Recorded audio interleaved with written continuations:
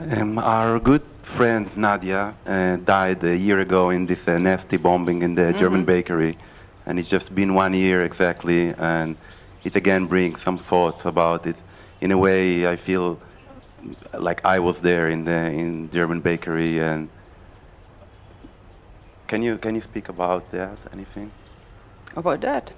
about death, about that bombing, about? I think I spoke in the very beginning about that. You may didn't listen. It doesn't matter what happened in Japan, what happened with Nadia, but in the German bakery. If anyone, especially very close to you, leaves the body, whatever, however may happen, it is a shock for this mind. There's nothing you can think. Mind, there's nothing you can think. It is blown away. And if you do not know silence, you're not at ease with that when there is nothing to think, isn't it? But this is the message. You want to know all about death, you ask me, then shut up. When something like that happens, what happened in Japan, it is a shocking situation and there is nothing to think. There's only silence, everything stops. Even for people who have never meditated, everything stops. There's nothing you can think. And what is dominant? Life itself is so dominant and nature is so here for you. So here. Nature is here for you. You never may see. You hear the birds, the sunlight is so intense. The trees. And you not at ease when mind has no thing to think. Life itself so dominant. Life, death, what is the difference? It's so the same. And you can't see because you're not at ease. When mind stops and there's nothing to think, there's the message. It is always, always the same. When somebody leaves the body, see what is the message. When everything stops, just sit there and see. Don't think about it. There's nothing to think. You can't think. You can only think what to think. Be at ease with that. You see the intensity of life in a situation like that. Death always shows life itself so intensely. Nature is so intensely here. Silence so loud. So whoever leaves the body close to you, it is for you to come close towards death, to become friend with it. If I'm saying, more and more invitation to come to know. I don't know how to speak that, you follow what I'm saying? It is a process as well for this mind, this creativity of mind is in a shock because this body-mind organism is programmed to survive as long as possible. It is natural, you follow what I'm saying?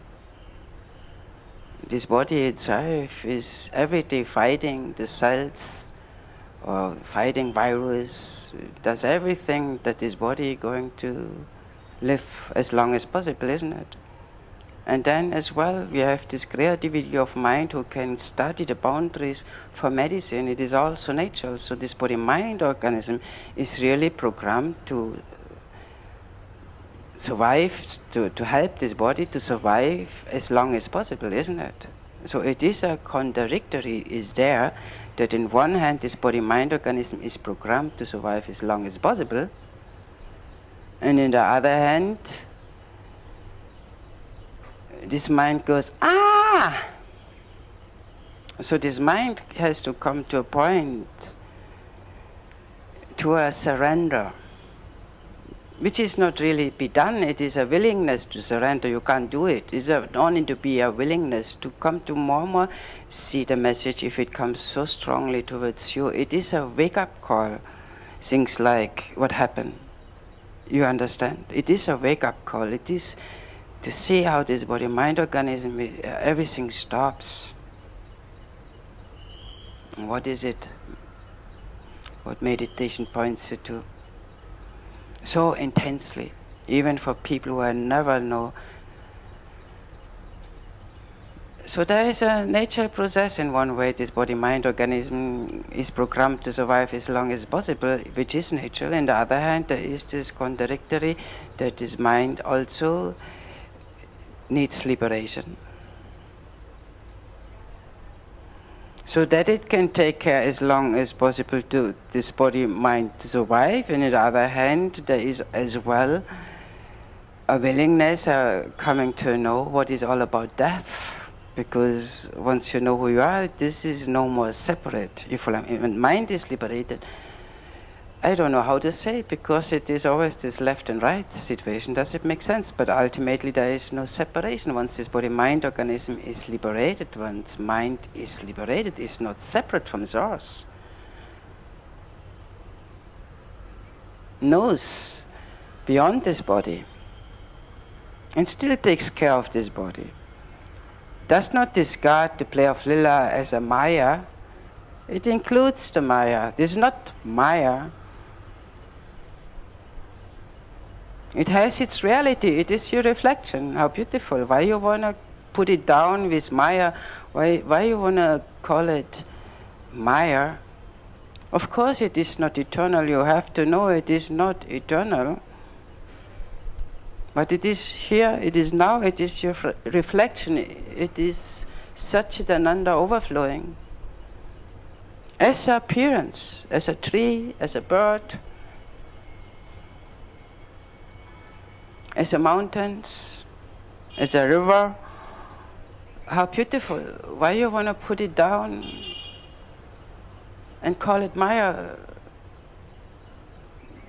Where is the difference between appearance and no appearance? It is still source. Does it make sense what I'm saying here?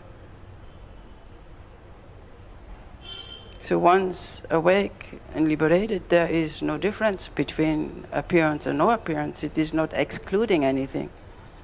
There is no conflict with appearance. Because you are in a right vision. There is only source is, and you only relate towards pure and elegant source. If now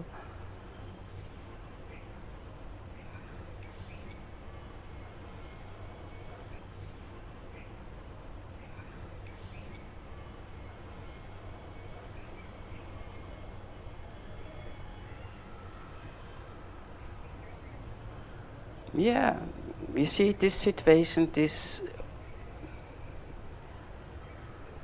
wake-up calls Japan. You can see for yourself, it humbles this mind.